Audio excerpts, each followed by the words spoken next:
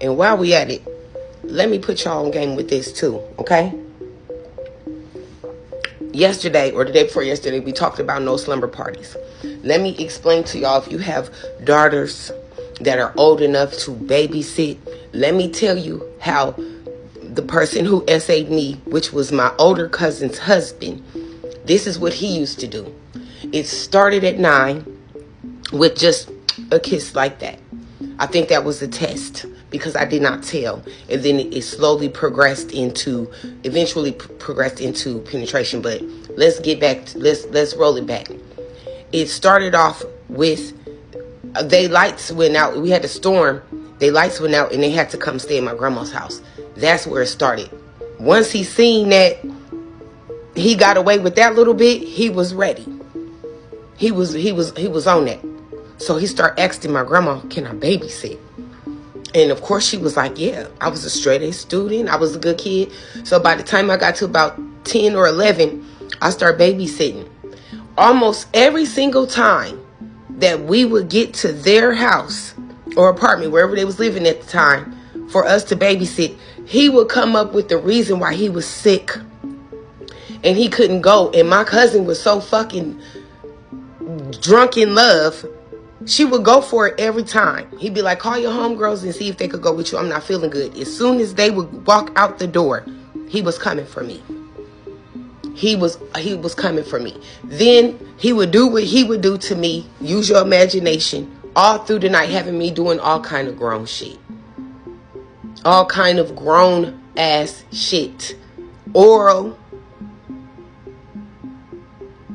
Mostly oral. To this day, at 42 years old, every now and then, I still know what he smelled like. It is a thing. And I really didn't have no intentions on being emotional about this, but it's a thing.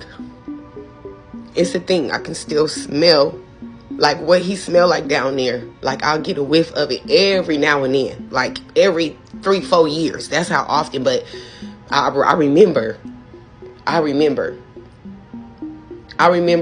time where, you know, I spent the night over there. They went out. I babysat, but he woke up at like 3 or 4 o'clock in the morning and came down there while I was asleep. It made me get up, and I remember he put me up on like the washer or dryer or whatever it was, and right as he was getting ready to penetrate me with his grown ass penis, my cousin called. She was up. They had an upstairs. She called him and was like, Rodney. She was like, where are you? And then he hurried up, and that was the day when I was like, ooh, he about to get caught. He never did. She never was suspicious. But like I said in one of my old TikToks, one time her and my grandma, they sat me down when I was 11 years old and told me that I was too close to him. Every time he walked out the door, he would ask, could I go with him? If he was going to Walgreens, he would ask. If he was going, that nobody would ask me. He would ask the adult. And they would be like, yeah, go ahead. And then he'll be like, come on, precious. Nobody would stop it. Nobody would say anything. And every single time, something happened. People that do shit like this, the groomers, they groom the family first.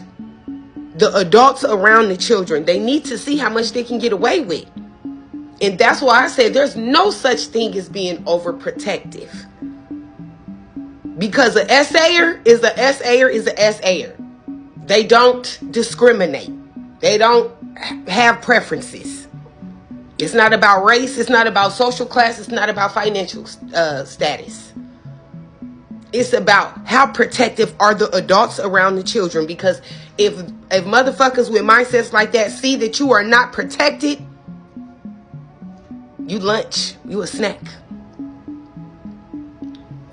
And I was not protected. I was looked at as money. I was looked at as the kid that's gonna make it. Because I did so well in school. I was in all the pageants. I could sing Whitney at 5 years old. I was singing Shirley Murdoch, As We Lay, Whitney Houston, Greatest Love of All, A House Is Not a Home, Luther Vandross, Stephanie Mills, Home. I was singing all of that shit as a little girl. My family found out I could sing. They put me in everything. In every single pageant you could think of. Never lost.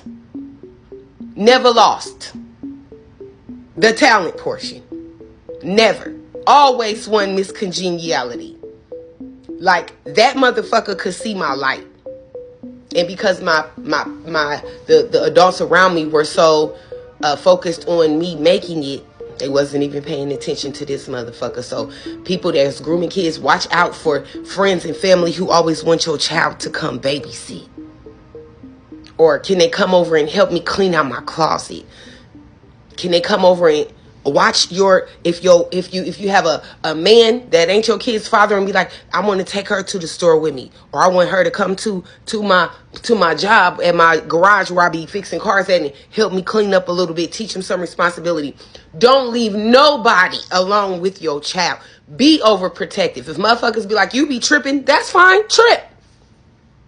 Protect your children.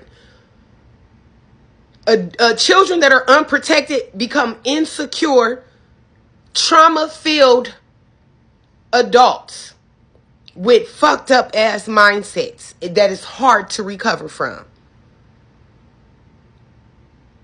And what makes it even harder to recover from it, because people will be like, well, go get therapy. Well, guess what? That therapist that you hired has trauma that they haven't even healed from. You understand?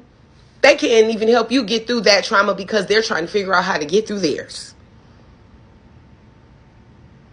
You really got to do some soul searching. So don't let nobody make you feel crazy when they say you're overprotective of your children.